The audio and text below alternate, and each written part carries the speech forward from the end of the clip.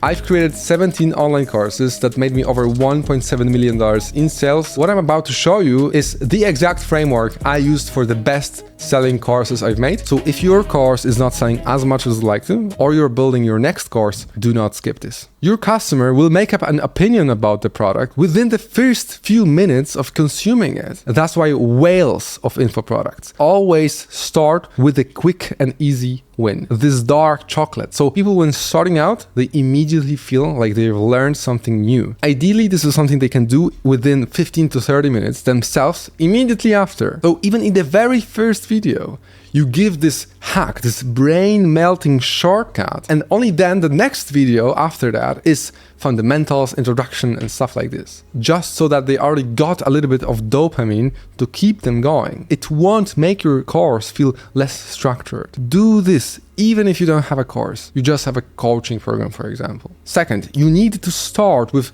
a specific and measurable end result that you can see there is demand for in the market, within your niche, within your audience as well. Meaning that people can measure whether they succeeded or failed. Same as with this SMART goal acronym: specific, measurable, achievable, relevant, and time-bound. This end result will likely be something that you've already achieved in your life before. So this is the plan. Go back in your mind to how you felt before you achieved that result and map exactly, step by step, what you have done to achieve it. And then you ask yourself if there's something you could have done better, for example, and outline it in a step-by-step map. Then you list all the mistakes that you've done or that you have avoided as well. This map now is your course outline. Then for every step of the roadmap, you list all the topics someone must understand in order to continue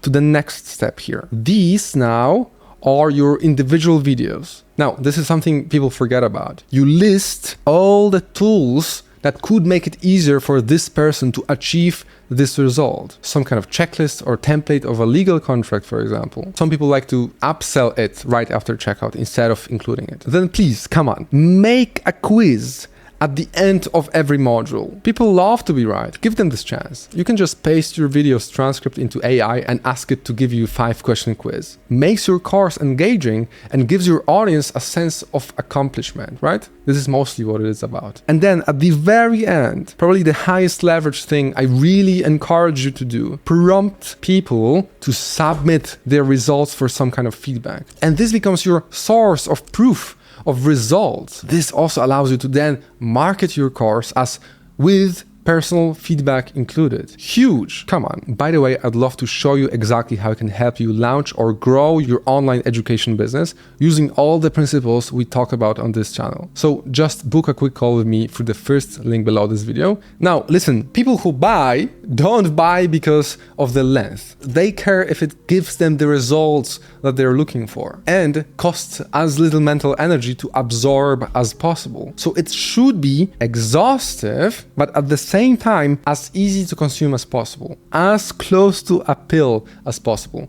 A pill takes 1 second to take and fixes the problem. This is why it's best to create a course on one specific topic, one specific result, like learn improvising on a piano rather than become a pro pianist, or learn playing your favorite song on a piano. You want to create a few courses, each about one specific result, and then bundle them together into one become a pianist bundle, not the other way around. Don't try to focus your marketing on the length of the course. Like, this course is 10 hours. Out of people that care about that, half of them will not get it because of that. How difficult it is to learn Spanish for 10 minutes a day, let alone watch a 10-hour course. People know, unless you want to screw people up, then yes, you sell a course for 10K, you guarantee them something they desperately need, like 30 clients, unless they didn't watch every single video or they missed a single call. And then you bombard them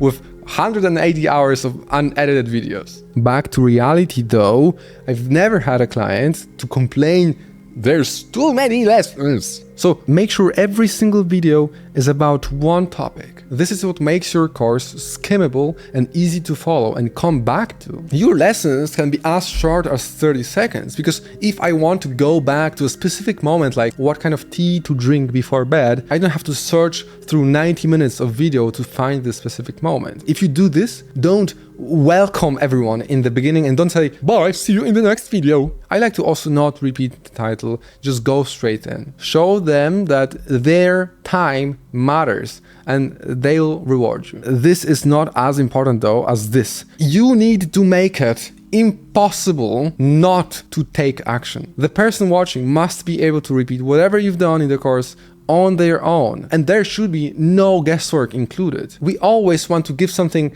that's proven to work that they can just copy, rather than just say, yeah, you need to go with the flow. No, this is a difference between a YouTube video and a real course. In a great course, you teach and think in frameworks so that there's no guesswork. Now, again, for the love of God, your course isn't a YouTube video. You don't fight for attention or aesthetics. What you need only is great audio and some kind of visual that helps people understand what they're hearing. So if you're good with a whiteboard or making presentations, go for it. If you want to go for the smart, easy mode, just write out everything that you'd like to cover about this specific lesson in a Google Doc.